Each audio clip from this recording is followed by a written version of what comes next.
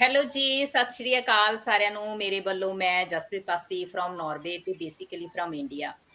ਸਾਡੀ ਹਮੇਸ਼ਾ ਹੀ ਕੋਸ਼ਿਸ਼ ਹੁੰਦੀ ਹੈ ਕਿ ਅਸੀਂ ਆਪਣੇ ਪੇਜ ਤੇ ਇੱਕ ਨਵੇਂ ਗੈਸਟ ਨੂੰ ਲੈ ਕੇ ਆਈਏ, ਤੁਹਾਡੇ ਨਾਲ ਇੰਟਰੋਡਿਊਸ ਕਰਾਈਏ ਤਾਂ ਕਿ ਉਹ ਆਪਣੀ ਬਿਜ਼ਨਸ ਵਾਲੀ ਜਰਨੀ ਹੈ ਜਿਹੜੀ ਉਹ ਤੁਹਾਡੇ ਸਾਰਿਆਂ ਨਾਲ ਸ਼ੇਅਰ ਕਰਨਾ। ਸਭ ਤੋਂ ਪਹਿਲਾਂ ਮੈਂ ਤੁਹਾਡਾ ਵੈਲਕਮ ਕਰਨਾ ਚਾਹਨੀ ਹਾਂ ਰੀਨਾ ਸਿੰਘ ਜੀ।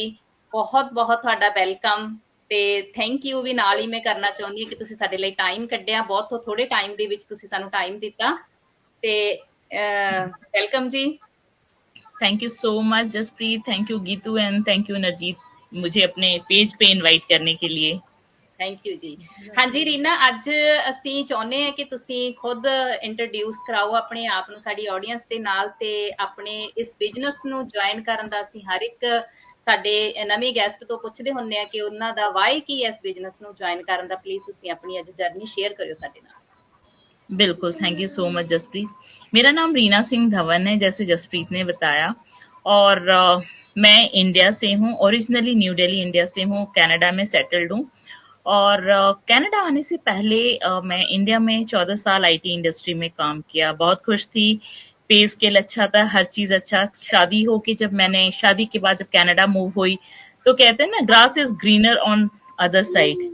हर चीज अच्छा लगता, बहुत एक्साइटेड थी, चलो कनाडा जाऊंगी, अच्छी जॉब मिल जाएगी, लाइफ तो बिल्कुल सेट है। यहाँ पे आई तो फिर रियलिटी हिट हार्ड। पता चला कि कितने पानी में हूं मैं। बहुत कोशिश किया जॉब करने के लिए, अप्लाई करने के लिए, हर जगह रिजेक्शन। पहले तो स्टार्टिंग का यही था। बहुत लोग ने डीमोटिवेट भी किया कि कनाडा का एक्सपीरियंस नहीं तो जॉब नहीं मिलेगी। बट कहते हैं ना कि अगर आपके अंदर वो कॉन्फिडेंस है और आप करना चाहो तो चीजें तो मिलनी ही मिलनी है। बहुत मेहनत करने के बाद मुझे जॉब मिली। आई वॉज अगेन हैप्पी, चलो ठीक है। मैं और मेरे हस्बैंड दोनों जॉब कर रहे थे, जॉब किया। उसके बाद मेरा फर्स्ट बेबी हुआ। क्योंकि हमारा फर्स्ट बेबी था तो बहुत खुश थे। मैट लीव पे आ गई मैं। एक होता है ना कि जब आप माँ बनते हो और आप चीजों के लिए प्रिपेयर्ड होते हो, मैं प्रिपेयर्ड नहीं थी। आई वॉज लाइक जैसे होगा मैं वैसे मैनेज कर लूंगी। मैट लीव पे मेरा मैट लीव ज्यादा बड़ा नहीं था। एक होता है ना कि 1 साल के लिए, 6 महीने के लिए, मैंने सिर्फ 4 महीने का मेरा मैट लीव था। अब मैं 4 महीने जब ओवर होने वाला था, तब मुझे रियलाइज हुआ ये तो क्या हो रहा है। मैं बच्चे को छोड़ के जॉब पे कैसे जाऊंगी। और ये मुझे ना, इस जब ये हुआ तो आई हैड दैट फीलिंग कि बच्चा आ गया, लाइफ इतनी अच्छी हो गई, फैमिली कंप्लीट हो गई। लेकिन एक बार भी मेरे दिमाग में ये नहीं आ रहा था कि जब जॉब वापस मुझे जाना होगा तो मैं इसको कैसे करूंगी। मतलब ध्यान में ही नहीं था काइंड ऑफ। लेकिन जैसे जैसे समय आने लगा ना, तो आई रियलाइज इट कि ये तो बहुत मुश्किल है, मैंने तो सोचा ही नहीं। और डे केयर, 4 महीने बच्चे को मैं डे केयर कहाँ लेके जाऊंगी भैया। मैं मतलब इट्स माय रिस्पॉन्सिबिलिटी कि मैं अपने बेबी का खुद टेक केयर करूं। तो फिर मैंने बोला चलो ठीक है। जब जॉब रिज्यूम किया, अपने अपने ऑफिस में बात किया, मुझे वर्क फ्रॉम होम दे दो। बहुत ही मुश्किल। मुझे उन्होंने 2 दिन का वर्क फ्रॉम होम दिया, वो भी हाफ डे का। मैंने बोला चलो लेट्स स्टार्ट। तो जब मैं ऑफिस जाती थी, मेरे हस्बैंड बेबी को घर पे देखते थे। कई बार मैं इसको वीडियो कॉल में, और कई बार मैं ऑफिस से आ जाया करती थी। फुल डे नहीं करती थी, दो it was not complete work from home. But वो समय आई रियलाइज इट कि कितना मुश्किल होता है एक माँ को अपने बच्चे से अलग होना। मतलब मैं लिटरली ऑफिस में कई बार रो देती थी जब मेरे हस्बैंड ना इसको वीडियो कॉल करके दिखाते थे, रीना ये रो रहा है, नहीं संभल रहा है। वो मोमेंट ना बहुत हैवी होता है। शायद अगर मैं बोल रही हूँ, हर माँ जो इस वीडियो को देखेंगी ना वो समझ पाएगी इट्स नॉट इजी। और तब मैंने रियलाइज किया कि आज के डेट में जितनी भी मॉम्स अपने बच्चे को डे केयर भेजती, it's not easy, it's not easy.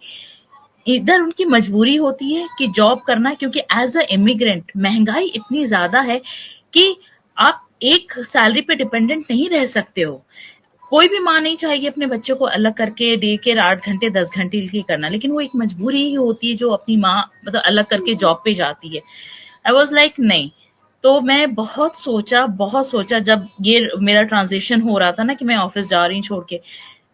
कई बार तो मुझे लग रहा था मैं डिप्रेशन में चली जाऊंगी सिर्फ रोने की वजह से, क्योंकि मैं इसको ना सुबह जब जाना होता था मैं छोड़ ही नहीं पाती थी, लेकिन फिर भी जाना है तो जाना है। But then I was like अपने आप को ना मेंटली प्रिपेयर करने लगी कि कुछ तो मुझे करना पड़ेगा। और उसी समय मैंने ना स्टार्ट किया कि कोई तो ऐसी अपॉर्चुनिटी होगी मतलब घर से बैठ के करने। मैंने बोला चलो कस्टमर केयर वगैरह वगैरह भी देख लूंगी। वो भी अपॉर्चुनिटी मैंने देखा, लेकिन उसमें भी ना 8 घंटे लैपटॉप के पास बैठ के, कंप्यूटर के पास बैठ के काम करना, वो भी ऑप्शन वर्कआउट नहीं है, क्योंकि मुझे चाहिए था फ्लेक्सिबिलिटी।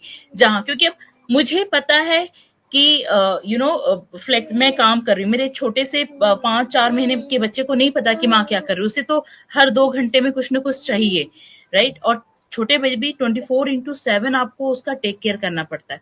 ये मेरे लिए इतना बड़ा स्ट्रगल था, एंड आई वॉज लाइक कि मुझे जॉब छोड़नी है। इस पे discuss, it was not an easy, ये क्योंकि आपको इतनी मुश्किल से जॉब मिली है, फिर वो आपको जॉब छोड़नी पड़ रही है क्योंकि आपका बेबी है और एक इनकम पे अब सरवाइव करना है। तो ये सारी जो प्रॉब्लम है ना बहुत बड़ी थी, लेकिन उसके बावजूद भी मैंने अपने बेबी को प्रायोरिटी दी। हमने जो होगा देखा जाएगा, फिलहाल तो मैं जॉब छोड़ती हूँ। उसी समय मुझे ये बिजनेस के बारे में पता चला। कहते हैं ना, जब आप सीरियसली भगवान को याद करते हो और आप लिटरली उस सिचुएशन में होते हो कि आपको समझ में नहीं आ रहा, आपको कुछ रास्ता नहीं दिखता है, तो इतना याद रखो कि कोई रास्ता तो दिखेगा ही दिखेगा। इसे आप मिराकल कह लो, ब्लेसिंग कह लो, जो भी मेरे साथ बिल्कुल यही हुआ था। मुझे दिखा अपने कोच का वीडियो, उनके साथ भी ये था कि उनका जो स्टोरी था कि बच्चे को डे केयर करना जो वो नहीं छोड़ना चाह रही थी, मतलब मैं पूरी रेजोनेट कर पा रही थी। हमने बस दैट्स इट, मुझे नहीं पता, मुझे यही करना है। और मैंने ट्रायल लिया, मैंने ज्यादा क्वेश्चन भी नहीं पूछा। ज्यादा, मुझे कहते नहीं, जो लोग ज्यादा क्वेश्चन पूछते हैं पता नहीं वो क्यों इतना अपने आप को smart, it's good to ask question, लेकिन जो एक प्रोसेस है बिजनेस का वो समझो और स्टार्ट करो, सिंपल। मैंने इसको कोचिंग कॉल में ही समझ के और मैंने देन एंड देयर इसको स्टार्ट कर दिया। मैंने ज्यादा टाइम बिल्कुल भी नहीं लगाया कि नहीं मैं और सोचती हूँ, मैं पूछती हूँ, नथिंग डूइंग। और इस बिजनेस का वही है स्टार्ट करने का रीजन, मेरा बच्चा। And I think it's a kind of blessing. जो भी होता है बहुत अच्छा होता है, क्योंकि ये बिजनेस अगर मुझे पहले पता हो चला होता ना तो मैं बहुत पहले स्टार्ट कर चुकी होती। मेरा बस एक यही रिग्रेट था कि ये पहले क्यों नहीं अपॉर्चुनिटी सामने आई। तो ये इस तरह से मैंने इस बिजनेस को स्टार्ट किया। It's because of my baby, मेरा सबसे बड़ा वाई।